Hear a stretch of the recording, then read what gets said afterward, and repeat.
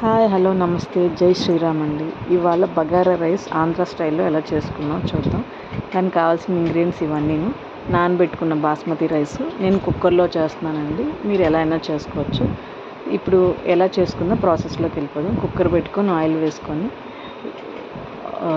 బిర్యానీ ఆకులు వేసుకొని అది కొంచెం వేగనిచ్చి సాజీరా కూడా వేసుకుందాం. మెయిన్ ఇంగ్రీడియంట్ బగారా రైస్కి సాజీరా అండి, హోల్ గరం మసాలా. ఇది వేగనిచ్చి కరివేపాకు, పుదీనా, కొత్తిమీర, నేను మర్చిపోయానండి ఉల్లిపాయలు, పచ్చిమిరపకాయలు, టమాటో, ఇవి బాగా వేగనిచ్చి అల్లం వెల్లుల్లి పేస్ట్ కూడా వేసి కాస్త మసాలా వేసుకొని నానబెట్టుకున్న బాస్మతి రైస్ వేసుకొని రైస్ బట్టి వాటర్ వేసుకోవాలండి. బాస్మతి రైస్ 1 గ్లాస్ రైస్కి 1.5 వాటర్ వేసుకోవాలి. 2 విజిల్ మట్టుకే రావాలి, లేదంటే పేస్ట్ అయిపోద్ది అన్నము.